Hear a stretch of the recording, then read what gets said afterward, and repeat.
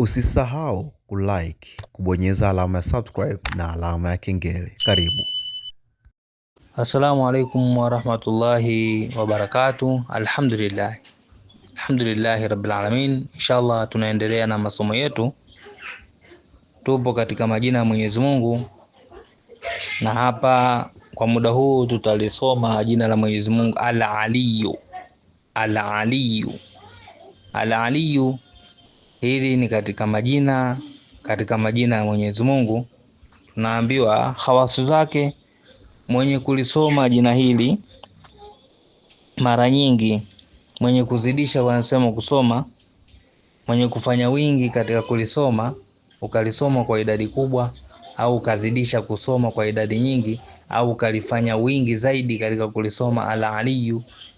Lakini vile vile tunasema kwa ukilisoma kwa kuanzia na ile ya Aliyu, ya Aliyu, ya Aliyu, ukalisoma kwa idadi nyingi, kwa idadi kubwa kabisa, basi kwa uwezo wa Mwenyezi Mungu anasema karramallahu wajhahu, mtu huyo Mwenyezi Mungu ataukirimisha uso wake mtu huyo.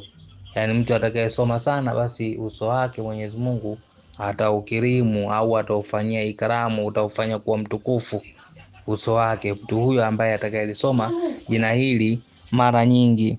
Lakini ukilisoma vile vile mara nyingi jina hili, Mwenyezi Mungu atakukadiria, yani atakukadiria majambo yako. Yani ni kama Mwenyezi Mungu atakukidhia majambo yako, atakufanyia kadari. Mwenyezi Mungu utapata kadari ya Mwenyezi Mungu katika vitu vyako, utapata kadari za Mwenyezi Mungu katika majambo yako. Lakini vile vile mwenye kuisoma jina hili, mtu akilisoma jina hili mara nyingi kwa idadi nyingi kama tulivyosema, basi Mwenyezi Mungu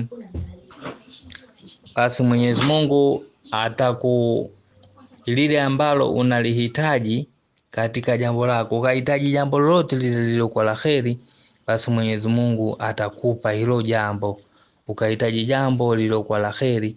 Na hii tunasema sana, kwa mfano kama kwa wadada au wakaka ambao wanahitajia kama kuingia kwenye ndoa, basi alisome jina hili mara nyingi sana, huku alikitia manuizo ya Mwenyezi Mungu ampe aliyokuwa waheri, aidha akiwa ni mume apate aliyokuwa waheri, au kama ni mke apate aliyokuwa waheri, basi Mwenyezi Mungu atampa mke huyo waheri, au kama ni mume basi Mwenyezi Mungu atampa mume aliyokuwa waheri. Lakini sharti uisome